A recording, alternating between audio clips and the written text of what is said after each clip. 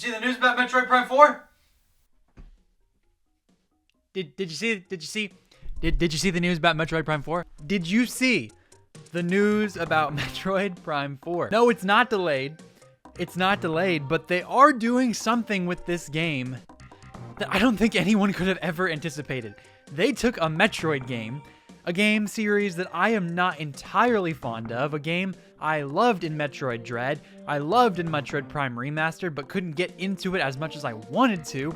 But the part of it that I did love was the atmosphere, was the world, was the way that you were Samus and you were alone and you were scared and this entire planet is trying to kill you.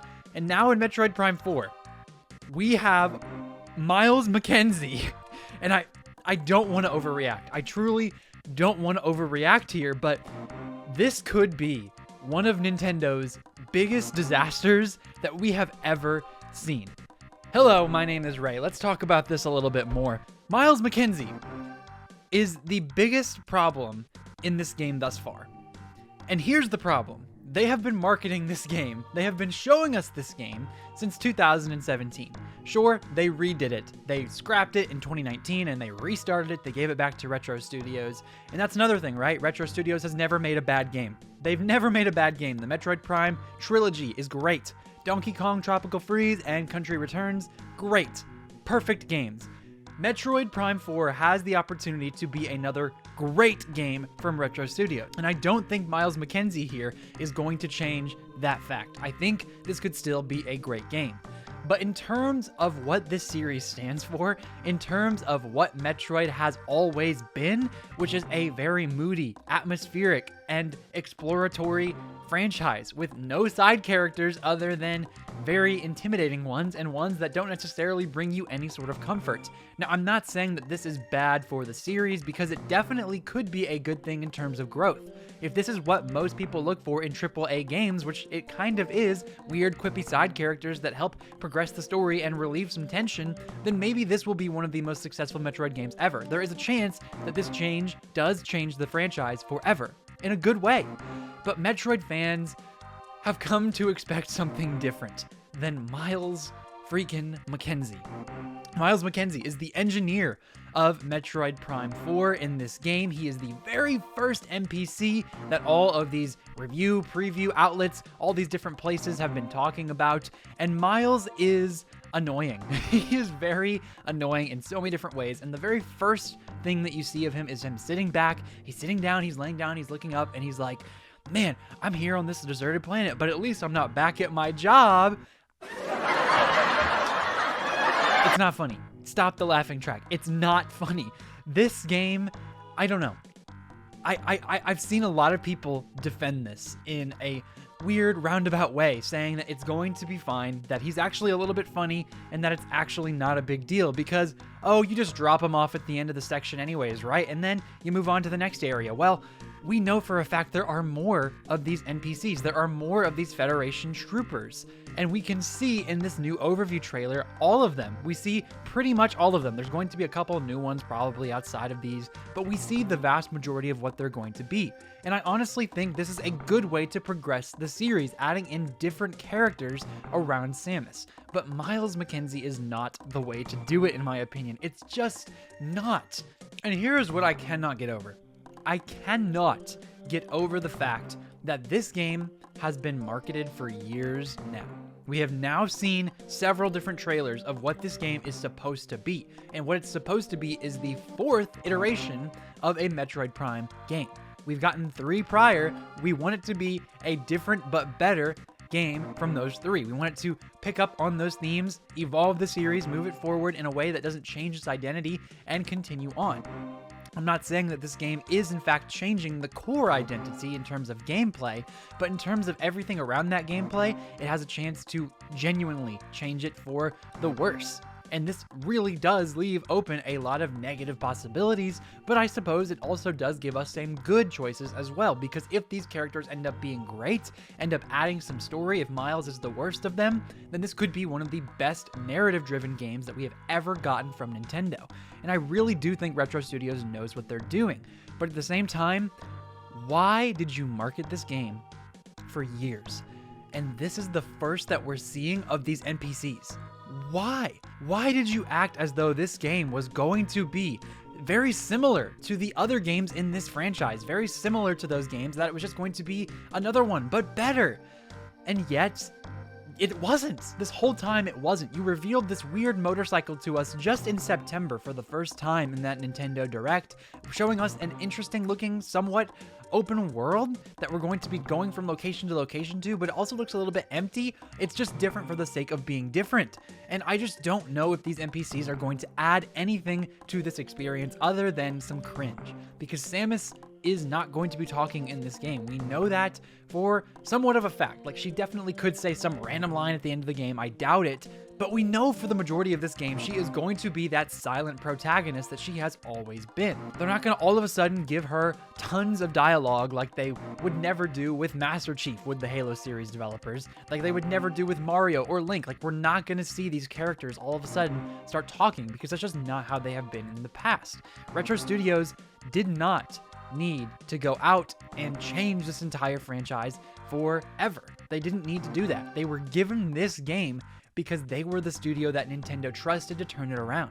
Whatever was going on with the first iteration of this game, Nintendo thought it was bad enough to say, no, we're not doing this. We're literally going to scrap it and probably waste hundreds of thousands, if not some millions of dollars. Now listen, I don't want to come on here and grift. That's not my thing. That's not what my channel is about, okay? I will share my opinions, negative and positive, and this is a little bit of both, if you can't tell already. I'm very passionate about this subject, and I keep going back and forth in my brain on whether or not this could be a good thing or a bad thing, because I can see both outcomes. But the one thing I can't get over all this marketing that they have decided to hide from us, they decided to hide these characters from us, they decided to say, you know what, we're good. We're not going to tell you about it until the overview trailer just 3 to 4 weeks before this game launches. We decided to tell you everything about this game outside of the one thing that might ruin the experience for the core fans that have been waiting for over 8.5 years at this point since its initial reveal in 2017. It's just insane. I don't understand why they did this. Now, if they were going to do this earlier on, what would that have looked like? Well, it probably would have looked just like this overview trailer that goes in depth on this part of the game. Listen, it's just upsetting, okay?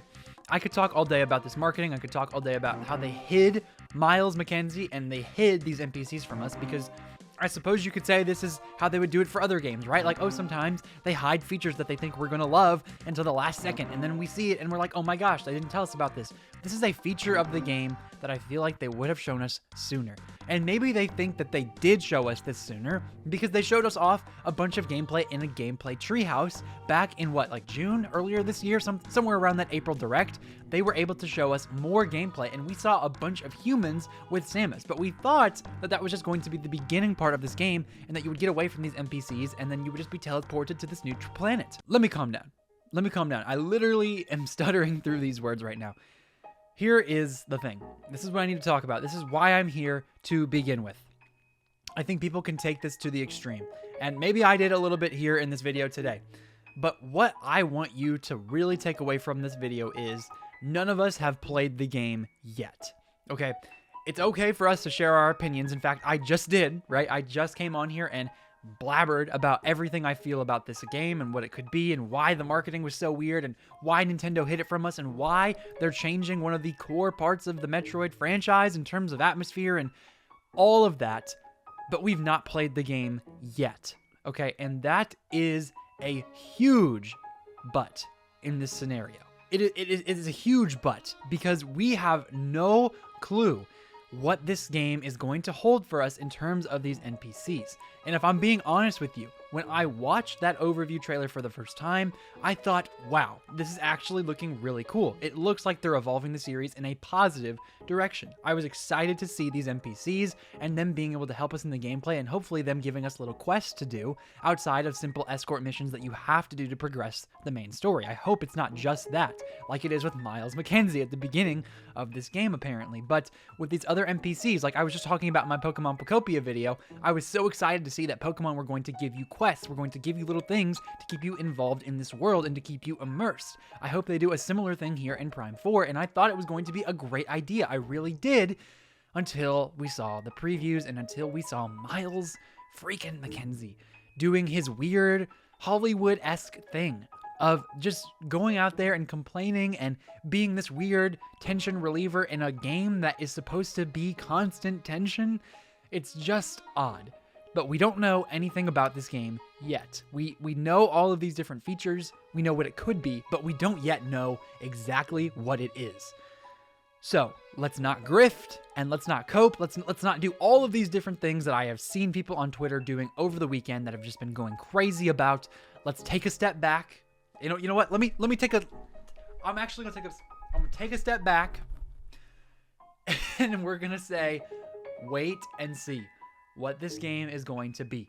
Because this game could be great. The NPCs could be fantastic outside of Myles. This could be one of the best things ever for the series, but we just don't know yet. And I am this passionate about this as a non-big Metroid fan. I've played Metroid Dread, I've played Prime Remastered, I've played Fusion, and I've also played the SNES one, Super Metroid.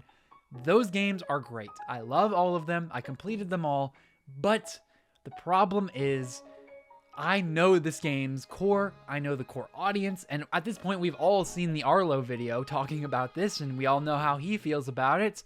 And so I just have to come on here and say, okay, let's take a deep breath. Let's all, and I'm talking to myself here, I'm looking at me. Let's take a deep breath and say, okay, Nintendo, scrap the first edition of this game, and we don't know what they're doing with that. We don't know why they did that, but now we know. They decided that this was the better version. They decided that this was the way to go, and if Nintendo approved of it, doesn't mean it's foolproof, but it at least means something. It means quality. Nintendo has always had that quality seal of approval from their internal studio games, and this is one of them. So here we are, Metroid Prime 4. This could be everything for the series in either direction. This could be the last Metroid game in terms of it being a series as we know it, because the 3D series was dormant for so long. They brought it back now with 4, and if it bombs because of this, wow, it's never coming back. And if it all of a sudden blows up, then maybe it heads in a direction Metroid fans don't like moving forward, similarly to how Breath of the Wild forever changed Zelda, and now all the Zelda fans are hating on the Breath of the Wild games and Zelda as a whole.